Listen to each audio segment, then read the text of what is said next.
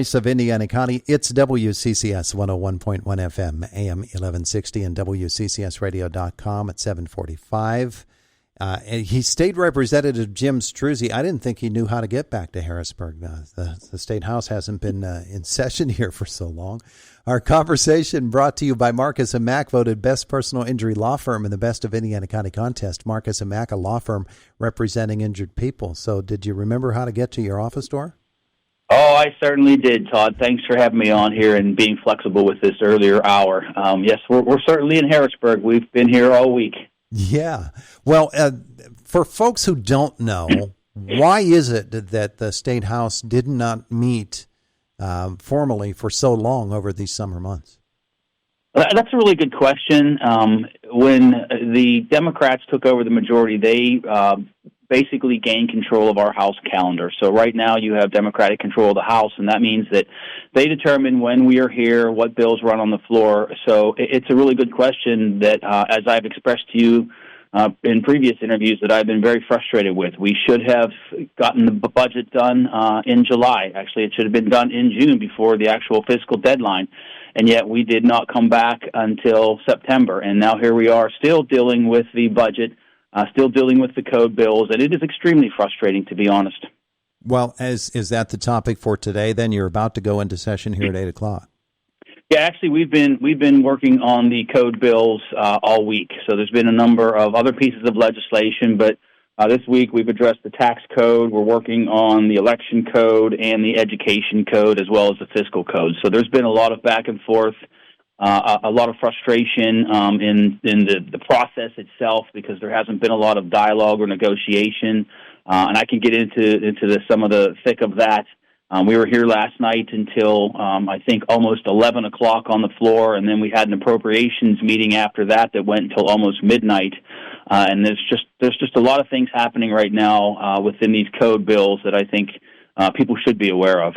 Well, when you look at what the news that has actually come out of Harrisburg, it's kind of interesting to see that there are observers saying that, for instance, Senator Pittman says it's intriguing. That was the word he chose to use when talking about the House passing the tax code bill. What is so unique about this particular passage of legislation? Well, I think it's the process itself, because in past years, this is my third term as a representative, and I've been on the Appropriations Committee throughout the entire time. Normally, we have negotiations. We have discussions. We're sitting across the table, both the House and Senate, Republicans and Democrats, as well as the administration, working these things through, trying to reach compromises, understanding that not everybody gets what they want, but we have to, at the critical times, we have to get stuff that's beneficial to Pennsylvania and Pennsylvania residents. And that has not happened in this process. So I think when Senator Pittman says intriguing, it's intriguing because he probably wasn't aware of this work occurring over here, as we as House Republicans were not aware. So what has happened in this process is it just happened last night in the 11th hour. In the rules of the Appropriations Committee, they introduce an omnibus amendment that basically is it can be 100 pages or more, these code bills. And so they're basically dropping these on us at the 11th hour when we haven't had time to process them, and asking us to put up votes, which is why you're seeing the dissension that's in the media right now with our leadership, because we're not part of the process, and from what we can understand, neither are Senate Republicans. So how do you get to the finish line with these bills when it's simply going to be a back and forth where the Senate pushes something to us, we push something to them? There's things that are not agreed on because there haven't been discussions. So it's a process that's not working right now, and that's the true frustrating part. Here we are in October, and we still don't have a finalized budget, and that to me is failing Pennsylvania. With all of the tension that there has been over the course of months building up basically to these moments here in Harrisburg right now, that can be a pretty charged atmosphere inside the chamber. Has it been like that? Have you felt that kind of tension? Absolutely. I think that a number of us are very frustrated that we haven't been part of the conversation, because there are good ideas on both sides of the aisle, but we need to work through those and find the things that we can tweak and work on together, and that has simply not happened. I mean, last night, they took a vote. By House rules, we're not supposed to be voting on anything, either in committee or on the House floor after 11 p.m. And yet, by a party line vote, the Appropriations Committee voted to have a voting meeting, dropping an amendment that would make mail-in voting permanent. Whether you like that or not, it shouldn't happen after 11 p.m. We hadn't even seen the amendment. We didn't even know it was coming until roughly around 11:15 when they called for the vote. So you can understand why that would be somewhat frustrating, and something as impactful as changing the election code should not be something that's done after 11 p.m., rushed through. It should be something that's discussed on the House floor, that the media and the public have time to dissect and understand what these things mean. And we're talking about some major pieces of legislation here that are being rushed through. I mean, we had all summer to work on this stuff, Todd, and there's no rush right now. The Senate's not coming back for 2 weeks. And here we are in Harrisburg rushing these things through like there's some sort of deadline. The deadline passed when the fiscal year ended in June. So it is very frustrating right now. And as I said, in my 5 years of being here, I've never seen anything like this. And I really don't think we're doing Pennsylvania just by rushing these things through without properly venting them and having a chance for our constituents to understand what we're voting on. Is there not a larger issue at play here that for years and years we've heard about? The rules say this, the law says this, and yet those rules and those laws seem to be ignored for one side or for the other when we get down to cases. And this case is a clear example of that. Well, sure. You have rules that need to be followed, and those rules are voted on at the beginning of session. And unfortunately, and you're right, I think this has been building up for many years. The rules were voted on in a partisan manner, on a party line vote, and unfortunately, because the other side has the majority, they're taking that power and essentially cutting off debate, tabling amendments, not allowing discussion on bills, and really circumventing the process, and even voting to change their own rules on the House floor. Just like I said, it happened last night. The rules say you can't have a vote after 11. They vote to change the rules.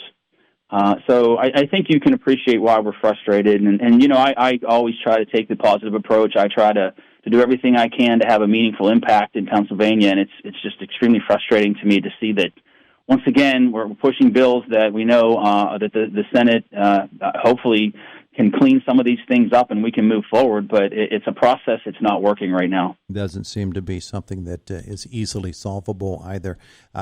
What are some of the things beyond the budget that you would like to see addressed rather soon in Harrisburg? Well, I had House Bill 27 that I had mentioned to you, I think, last month, that it was working through the process. It made it to the Senate.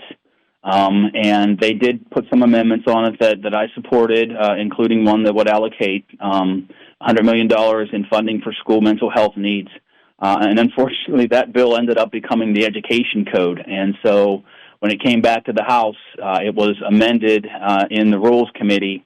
And so that bill has now bogged down. Although it did pass the House last night and will go to the Senate, I'm hopeful that the Senate will pick that up because the core of that bill, as I mentioned earlier in some of our discussions, was to make the flexibilities in hiring substitute teachers that we passed as part of the COVID relief packages permanent, so that we can address this teacher shortage that we have right now, the substitute teacher shortage.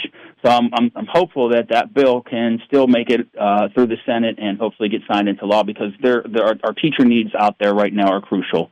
And unless we address those, we're failing our students and we're failing our families and our schools. So I think that's something that's fundamental that needs to get done now and should have been done really months ago.